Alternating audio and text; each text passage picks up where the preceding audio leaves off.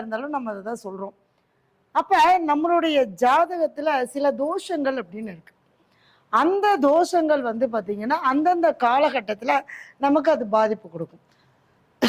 இப்போ ஒரு ஜாதகத்துல செவ்வாய் தோஷம் இருந்தது அப்படின்னா அது எப்ப பாதிப்பு கொடுக்கும் அப்படின்னா திருமணம் சார்ந்த விஷயங்கள் வரும்போதுதான் அந்த செவ்வாய் தோஷமானது நம்மளுக்கு பாதிப்பு கொடுக்கும்.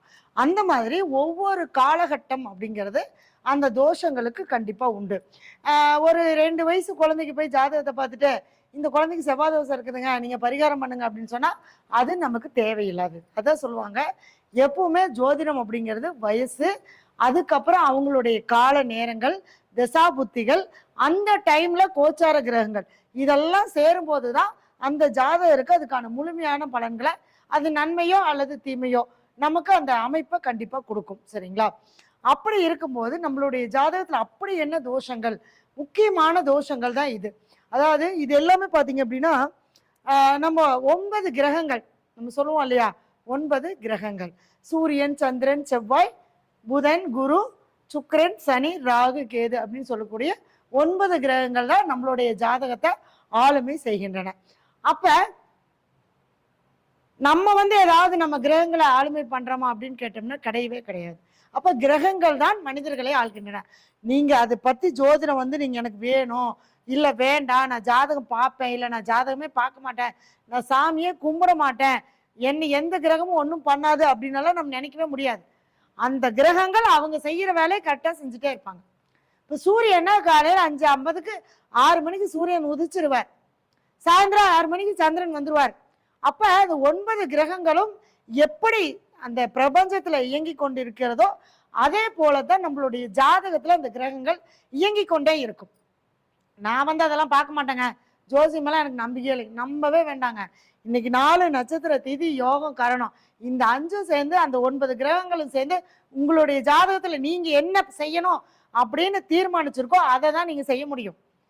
நீங்க மாற்றா நான் வந்து இதை இல்லை, இன்னைக்கு வந்து நான் இதை செய்ய மாட்டேன், நான் வேற ஒன்று செய்வேன் அப்படின்னு நீங்க ஃபிக்ஸ் பண்ணி வச்சிருந்தீங்கன்னாலும் கூட அது நடக்காது. இப்ப இன்னைக்கு நான் ஒரு ஊருக்கு போறேன், நான் ஃபிக்ஸ் பண்ணி வச்சிருக்கேன்னு வச்சுக்கோங்களேன், என்ன இந்த கிரகங்கள் சம்மதிக்கல அப்படின்னா என்னால வீட்டை விட்டு கூட நகர முடியாது. திடீர்னு கெஸ்ட் வந்துருவாங்க, ரொம்ப முக்கியமானவங்களா போயிடுவாங்க. அப்ப நம்ம என்ன பண்ணுவோம், இப்ப நம்ம ஊருக்கு போறது முக்கியமா, கெஸ்ட் வந்தது முக்கியமா?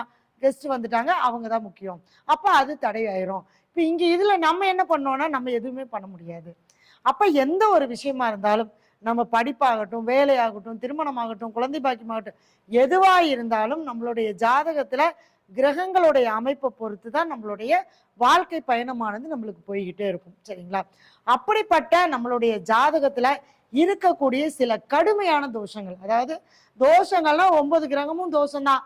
ஏன்னா ஒவ்வொரு கிரகத்துக்கும் ஒவ்வொரு உறவு. நான் அடிக்கடி சொல்லுவேன், சூரியன்னா அப்பா, சந்திரன்னா அம்மா, செவ்வாய்னா சகோதர உறவு, பெண்களாக இருந்தால் கணவன், புதன் என்றால் தாய் மாமன் உறவு, உறவுகள் வழி சார்ந்த உறவுகள் எல்லாமே புதன். அடுத்தது குரு அப்படின்னா நம்மளுடைய முன்னோர்கள், நம்ம குழந்தைங்க. அதான் 5ஆம் பாவத்தை வந்து முன்னோர்கள்னு வச்சாங்க, 5ஆம் பாவத்தை தான் குழந்தைகள்னு வச்சிருக்காங்க. ஏன்னா நமக்கு முந்தின ஜென்ரேஷனும் அதுதான், நமக்கு வரப்போற ஜென்ரேஷனும் அதுதான். அதனாலதான் 5ஆம் பாவத்தில் புத்திர பாக்கியம் அப்படின்னு சொல்லக்கூடிய பூர்வ புண்ணியஸ்தானம் அப்படின்னு சொன்னாங்க. அப்ப ஒரு ஜாதகத்துல பூர்வ புண்ணியஸ்தானம் நல்லா இருந்தாதான் அந்த 5ஆம் பாவமானது நமக்கு நல்லபடியா செயல்படும் அப்படிங்கிறதுக்காக சொன்னாங்க. அப்ப அடுத்தது சுக்கிரன் அப்படின்னா ஆணுடைய ஜாதகத்துல மனைவி, சகோதரி, பெண்கள், அக்கா, தங்கச்சி, அடுத்தது வந்து பெண் குழந்தை, இது எல்லாமே சுக்கிரன். சனினா யாருங்க? சித்தப்பா, பெரியப்பா, பங்காளி வகலி உறவுகள் எல்லாமே சனி. ராகுனா யாரு? தாத்தா. அது தாய் வழியில வந்த தாத்தாவா இருந்தாலும் சரி, தந்தை வழியில வந்த தாத்தாவா இருந்தாலும் சரி. கேதுனா யாரு? பாட்டி. அப்ப தாய் வழி பாட்டியும் தந்தை வழி பாட்டியும் 2 பேர்த்தையும் குறிக்கக்கூடிய கிரகம் கேது. அப்ப 9 கிரகங்களும் 9 உறவுகளா வந்துருச்சா? அந்த காலத்துல இந்த 9 உறவுகளும் இருந்துச்சு, அதனால இந்த 9 கிரகமும் நல்லா செயல்பட்டுக்கிட்டு இருந்துச்சு. அப்ப என்ன ஆகி போச்சுன்னா நாளடைவில் ஒவ்வொரு உறவா நம்ம என்ன பண்ணிட்டோங்க, கஷ்டப்படுத்தி கஷ்டப்படுத்தி ஒவ்வொரு உறவா நம்ம வெளியில அனுப்பிக்கிட்டே வந்துட்டோம். இப்ப என்ன பாத்தீங்கன்னா ஹஸ்பண்ட் ஒன் ஒய்ஃப், கணவன் மனைவி, அவங்க மட்டும்தான். வேற அம்மா அப்பாவோ தாத்தா பாட்டியோ சித்தப்பா பெரியப்பாவோ யாருமே அந்த குடும்பத்துல வந்து ஒரு நல்லது கெட்டது சொல்றதுக்கு அவங்களால என்ன பண்ண முடியலைங்க, நம்ம அந்த உறவுகளை விலக்கி வச்சுட்டோம். இந்த உறவுகள் எல்லாம் விலகி போனதுனாலதான் நம்ம கிரகங்களை எல்லாம் தேடிட்டு இருக்கோம். அதாங்க உண்மை.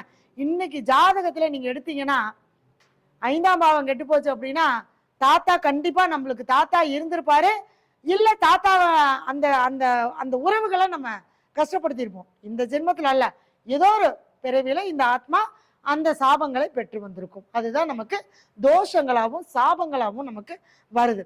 சாபங்கள் வேறு, தோஷங்கள் வேறு. தோஷங்கள் என்பது கிரக ரீதியா வரக்கூடிய அமைப்புல உண்டானது ஜாதகத்துல.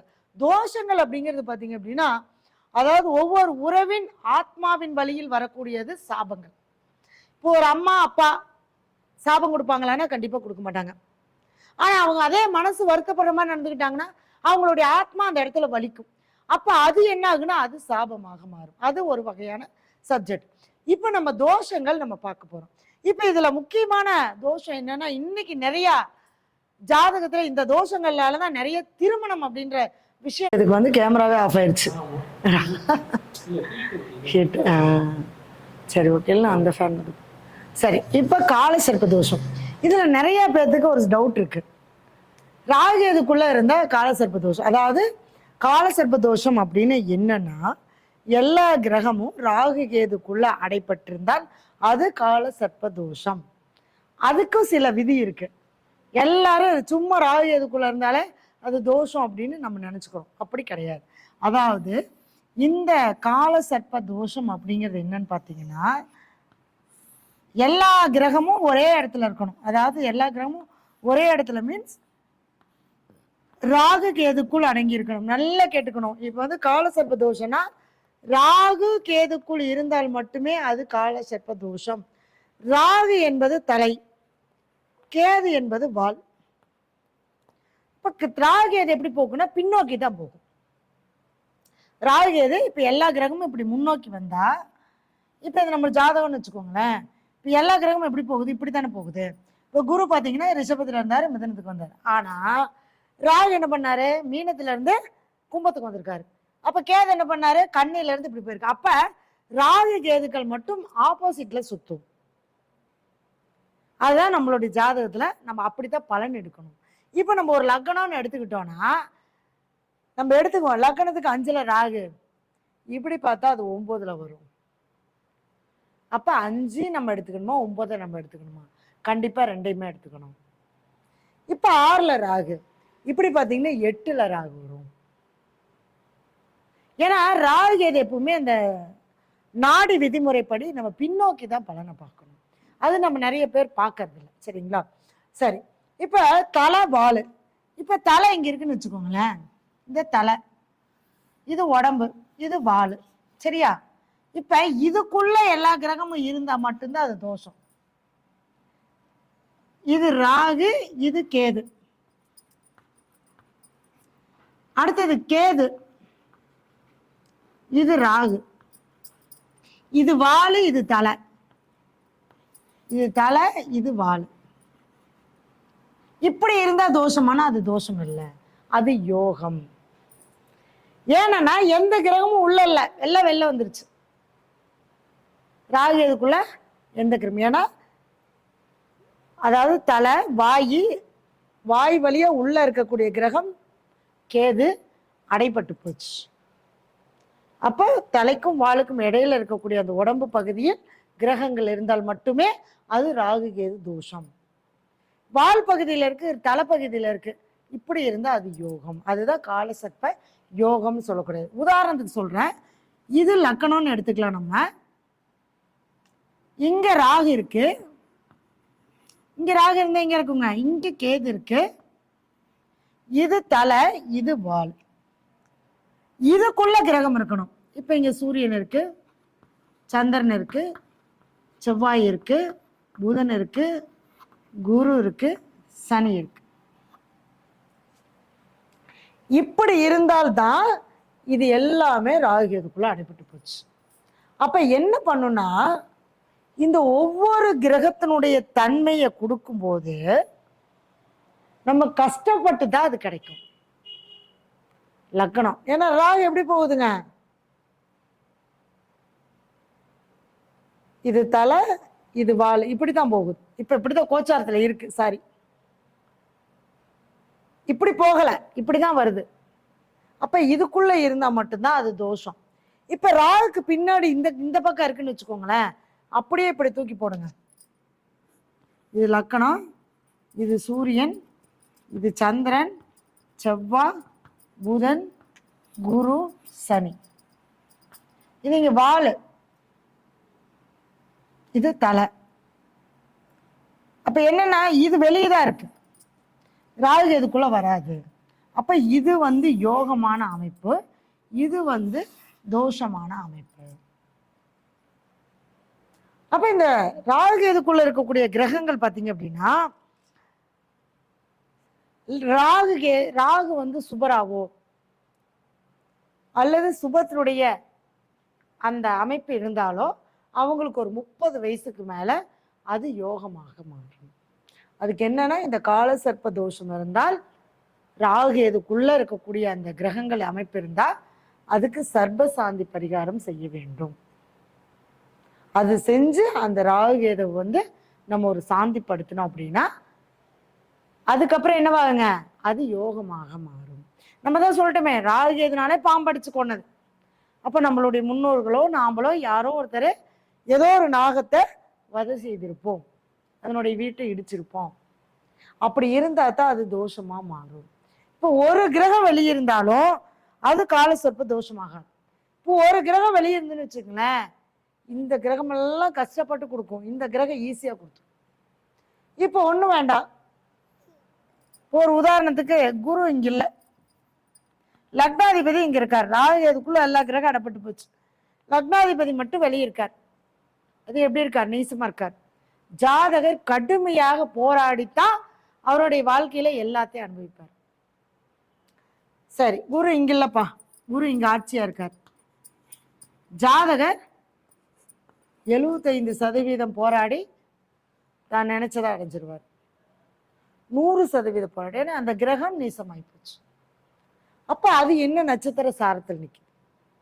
இதுதான் நம்மளுக்கு அந்த ராகு கேது தோஷம், கேது ராகுவுடைய அந்த யோகம் அப்படிங்கிறது. இது தெரியாம சும்மா இருந்தாலே நம்ம என்ன பண்ணிடுறோம்னா, ராகு கேது தோஷம், கால சர்ப்ப தோஷம், ராகு கேதுக்குள்ள எல்லாம் அடைபட்டு போச்சு, அது கேது எங்க இருக்குது, ராகு எங்க இருக்குது, எதையும் பார்க்கறது.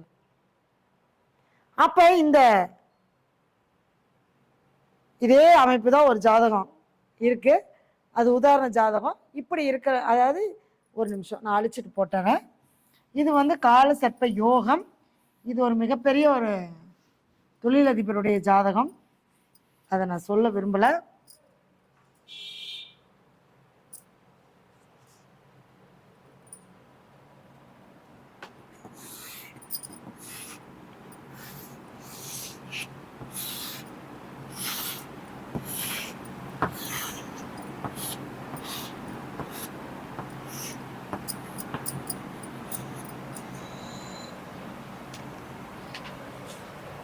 அதாவது இதுல ராகு, இதுல கேது, இதுல இருக்கக்கூடியது எல்லாமே பார்த்தீங்கன்னா சனி பகவான், லக்கணம், லக்கணத்திலேயே சூரியன், லக்கணத்திலேயே சந்திரன், சுக்கிரன், புதன், குரு, செவ்வாய், கேதுக்கு மேல செவ்வாய். இது வந்து பாத்தீங்கன்னா இது தோஷம் அல்ல, இது ராகு, இது கேது, இது தலை, இது வாலு, இல்லையா?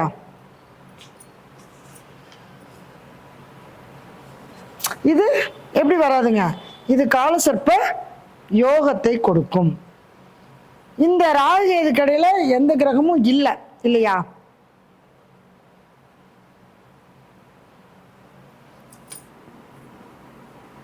இப்படித்தானே போகுது, இப்படித்தானே வரும். அதாவது இதுதான் தலை, இதுதான் வால். அப்ப இதுதான் வந்து நமக்கு என்னன்னா கால சர்ப்ப யோகத்தை கொடுக்கக்கூடியது. இது அப்படியே ஆப்போசிட்டா இந்த பக்கம் வந்துச்சு அப்படின்னா அது கால சர்ப்ப தோஷத்தை கொடுக்கக்கூடியது. இது வந்து பாத்தீங்க அப்படின்னா இந்த இது ஈஸியா கிடைச்சிரும், இது கஷ்டப்பட்டா கிடைச்சிரும், ரெண்டுமே கிடைக்கும். தோஷம் வந்து 100% கஷ்டப்பட்டு போராடி கிடைக்கக்கூடிய வெற்றி, யோகம் என்பது 100% ஈஸியா கிடைக்கக்கூடிய வெற்றி. அவ்வளவுதான், ரெண்டே விஷயம்தான் காலசர்ப்ப தோஷத்துக்கும் யோகத்துக்கும். தோஷம்னா போராடி வெற்றி அடைவோம், யோகன்னா ஈஸியாக கிடச்சிடும். இவ்வளோதான் ரெண்டே விஷயம். சரிங்களா? அதே மாதிரி பார்த்தீங்க அப்படின்னா இந்த காலசர்ப்ப தோஷத்துலேயே இன்னொன்று என்ன அப்படின்னா, இது ரொம்ப நம்ம திருமண பொருத்தத்தில் ரொம்ப நம்ம முக்கியமாக பார்க்க வேண்டியது ராகு கேது அச்சு.